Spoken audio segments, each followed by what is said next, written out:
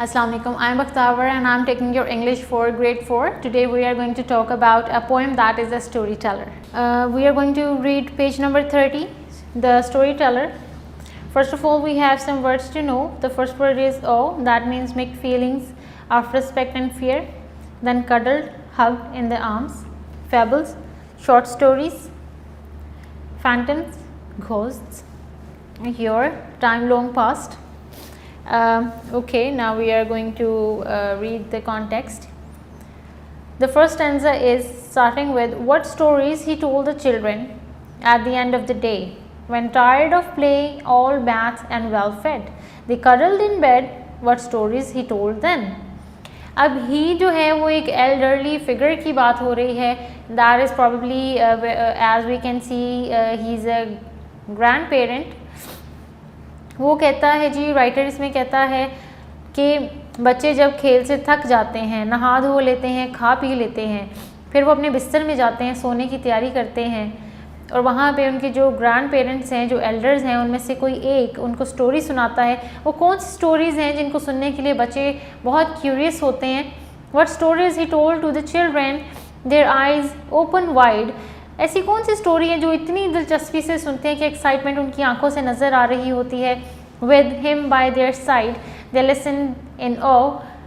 ऑ का क्या मतलब बताया था मैंने आपको, mixed feeling of respect and fear. The fables of yore, what stories he told then. वो कहते हैं कि द फेबल्स ऑफ योर मतलब पुराने वक्तों की कहानियाँ, fables short stories.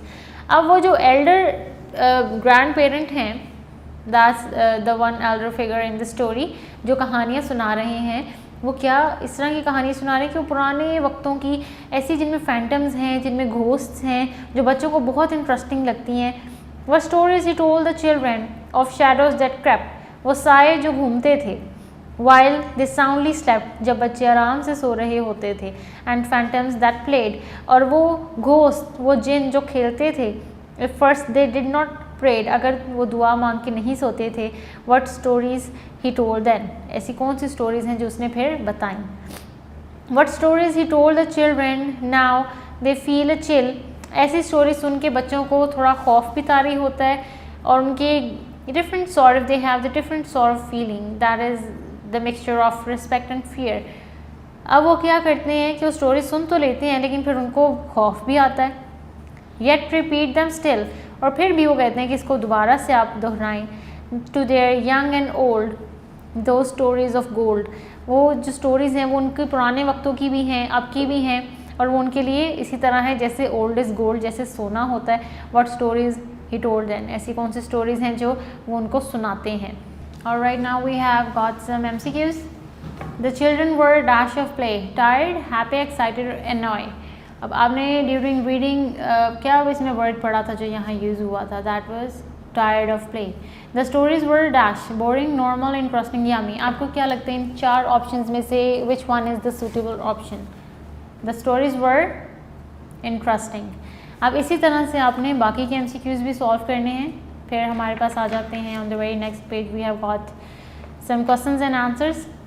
When were the stories told to the children? The stories were told to the children at the end of the day. Who tells the stories now and to whom? The children tell the stories now to their families. ये होता है कि story one generation to another generation transfer हो जाती हैं. How do we know the children were comfortable and ease? We know that the children were comfortable and at ease because at night they were tired of play, bathed, well fed and cuddled in bed. How do we know the stories were interesting to the children? We know that the stories were interesting to the children because they listened them in awe and by opening their eyes widely. What clues are there in the lines which tell us the stories were really good ones? The line, and phantoms that played, if first they would not prayed, tells us that the stories were good ones. And then we have question number 6. When would the shadows creep and phantoms appear? The shadows creep when they will sleep soundly and the phantoms would appear when they will not pray. Then 7th question is what is the moral lesson of the story teller story? अब आपने ये खुद से पूरी story go through करने के बाद बताना है कि इसमें मॉरल लेसन क्या है और ये स्टोरी इसका मकसद क्या है. Then question number 8 is, what are fables of yours? Fables of yours are short stories of old times to teach children some moral lessons. फिर हमारे पास आ जाते हैं word synonyms. The first word is awe, that means mixed feelings of respect and fear. Then tired, exhausted. Fables, short stories. Your, time long past. Phantoms, ghosts. Children, cuddled. Stories, baths, wide. आपने इनके sentences बनाने हैं और sentences आपने कोशिश करना है कि आप खुद से बनाएं. Alright, so we have gone through this poem. Do highlight the difficult words and write their meanings, and you can go through some good dictionaries, or you can use Google to find out the synonyms. Today we are going to talk about some basic grammars. The first one is pronoun, words opposites, reading comprehension, tense recognition. First of all, I'm going to go through pronoun. Pronoun basically एक noun क्या होता है? He, she, it. ये सारे क्या आते हैं pronoun में. और noun क्या होता है? Ali, Pakistan, name, place, thing.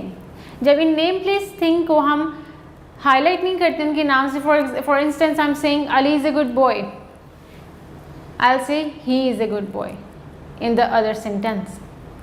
I'm holding a pen, तो मैं पेन को रिप्लेस कर दूंगी I am holding it right now, it के साथ. ठीक है, तो हमारे पास जो प्रोनाउन होता है, प्रोनाउन रिप्लेस करता है नाउन को. किसके साथ? ही, शी, इट, दे के साथ. A pronoun replaces a noun and refers to people, place or thing. Ali is a good boy. जब मैं दोबारा अली के बारे में उसी टाइम बात करूंगी तो मैं अली को रिप्लेस कर दूंगी प्रोनाउन के साथ जो कि है ही. He is a good boy. Give me your pencil. फिर मैंने लिखा है give me my bag. अब your pencil, my bag, theirs, his, hers, ये सारे क्या हैं? possessive pronoun.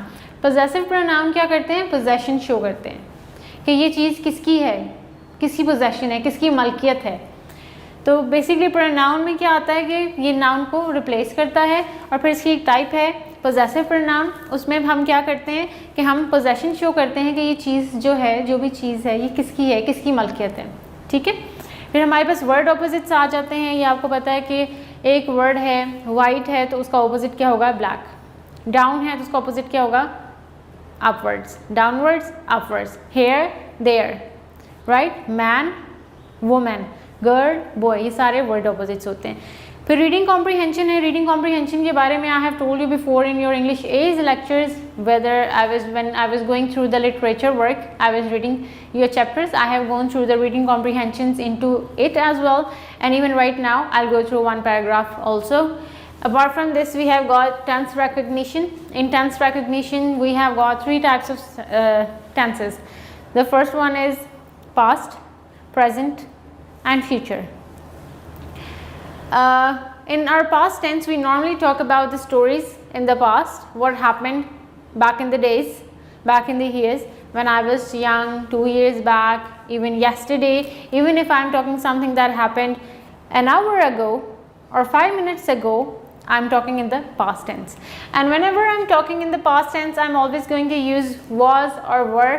और past tense सबसे ज़्यादा काम आता है whenever you are writing a story और you are writing an essay जिसमें आप अपना कोई पिछला एक्सपीरियंस बता रहे होते हैं.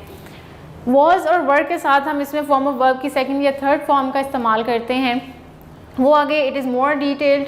अलबत्ता अभी फ़िलहाल के लिए ये है कि हम पास में was और were का इस्तेमाल करते हैं. he was, she was, it was, या कोई नाम आ जाता है सिंगुलर, उसके साथ हम was लगाते हैं. जब दो या दो से ज़्यादा लोगों की बात होती है तो हम were का इस्तेमाल करते हैं. they were, असलम एंड सारा were going to the market, right? फिर आता है present tense. present tense basically indefinites में ज़्यादा डील करता है. इसमें क्या होता है, do और does का ज़्यादा इस्तेमाल किया जाता है. present tense शो करता है आपकी हैबिट, जो आपकी रोज़ाना की हैबिट है, या फिर ये शो करता है आपकी रूटीन को, जो आपकी रोज़ाना की रूटीन है. आई गो टू स्कूल डेली, मैं रोज़ स्कूल जाता हूँ. ठीक है, ये आपकी रूटीन है. The sun shines brightly at 9 AM, ये रोज़ सूरज चमकता है, राइट? इसी तरह से I eat food daily, I run fast, मैं तेज़ भागता हूँ. I am doing my work right now, I am writing on a board right now, I am teaching you an online lecture. ये सारी चीज़ें जो हैं जो currently right now they are taking place, वो सारी क्या है, प्रेजेंट टेंस का हिस्सा। ठीक है, इसमें क्या करते हैं हम, वर्ब के साथ एस का इजाफा कर देते हैं और आर्टिकल का इस्तेमाल हम हर टेंस में अकॉर्डिंगली करते हैं। जैसे यहाँ मैं द सन किया है क्योंकि हेवनली बॉडी है इसलिए मैंने द इसके साथ किया। प्रेजेंट टेंस में आप ing का इस्तेमाल करते हैं वर्ब के साथ और आप क्या करते हैं, एस का इस्तेमाल करते हैं। I am not right now going to the depths because आपकी जो वर्कशीट्स अभी फ़िलहाल आपने पढ़ी हैं, गो थ्रू की हैं, they are all about the basic stuff, इसलिए अभी मैं सिर्फ आपको ये बेसिक्स बता रही हूँ। फिर हमारे पास आ जाता है future. Future tense, future tense वो होता है कि आप क्या करने वाले हैं, क्या होने वाला है, क्या होगा। मैं अगले महीने उम्रे पे जाऊँगा।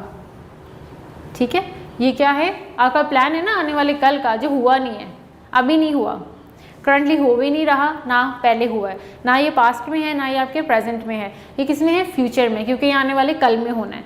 फॉर इंस्टेंस आप कहें कि मैं 5 मिनट बाद ब्रेक करूँगा, I take break after 5 minutes, तो I will take break after 5 minutes, और I shall, if you are more determined, I shall take break after 5 minutes.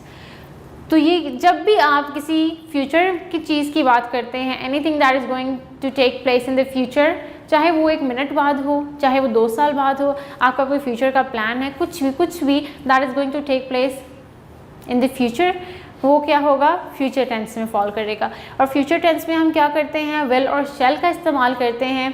अच्छा, अब हम फ्यूचर टेंस में क्या करते हैं, I shall go abroad, she will get position.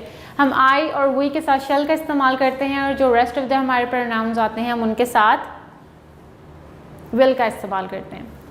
और जब भी हम फ्यूचर टेंस की बात करते हैं तो इसमें हम फर्स्ट फॉर्म ऑफ वर्ब लगाते हैं ताकि हमारा जो सेंटेंस है अकॉर्डिंग टू द सिचुएशन, कि I shall go to abroad, I shall go to school, I shall change clothes, I shall start writing a paragraph, right. Aslam will change his clothes, Aslam will write a paragraph। तो ये according to the situation आपने form of verb put in करना है। या फिर अगर आप कहते हैं कि आज से 2 दिन बाद मैं एक ख़त लिख रहा हूँगा, I will be writing a letter after 2 days। तो इसमें क्या है, will के साथ be ऐड हुआ है और verb के साथ ing ऐड हुआ है। जैसे मैं कहती हूँ I will be writing और Ali will be writing a letter, Ali letter लिख रहा होगा। यहाँ पे write क्या है, वर्ब है, इसके साथ ing मैंने ऐड किया है और will के साथ be की एडिशन हुई है। ठीक है, अब हम इनकी वर्कशीट्स को एक दफ़ा गो थ्रू कर लेते हैं so that you can have better experience of that. Alright, जैसे ही आपने अभी पढ़ा है प्रोनाउन, इसमें क्या करते हैं, प्रोनाउन का काम क्या है, ये रिप्लेस करता है नाउन को। हमारे पास यहाँ पे कुछ एग्जांपल्स हैं। मैन, अगर हम मैन को रिप्लेस करें प्रोनाउन से तो मैन के लिए क्या आएगा, ही। डॉग, इसके लिए इट भी आ सकता है, ही भी आ सकता है if the gender is revealed. People, इनके साथ आएगा दे। वुमेन, इनके साथ आएगा शी। गर्ल के साथ भी शी आएगा, लेडी के साथ भी शी आएगा, किसी गर्ल के नाम के साथ भी शी आएगा। Cat, it. अली एंड सारा, दे। इस तरह से आपने बाकी के भी प्रोनाउंस सॉल्व करने हैं। ऑलराइट, हमारे पास जो वर्कशीट नंबर 2 है, माई मदर इज़ शॉर्ट। अब माई मदर को हम रिप्लेस करेंगे शी इज़ शॉर्ट।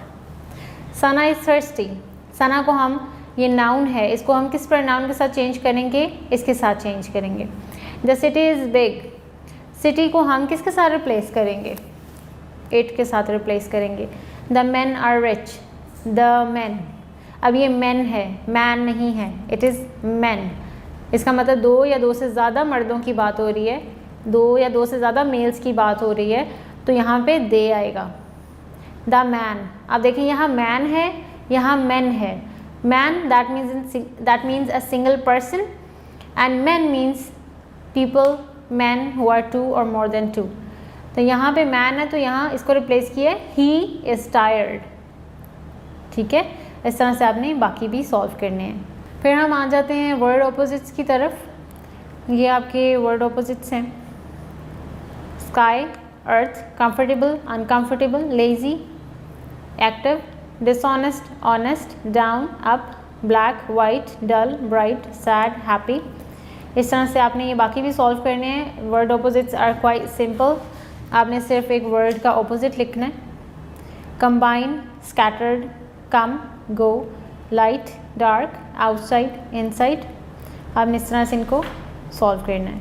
फिर आ जाते हैं हम टेंस रिकग्निशन की तरफ। इंसर्कल पास्ट, प्रेजेंट और future tense for each sentence.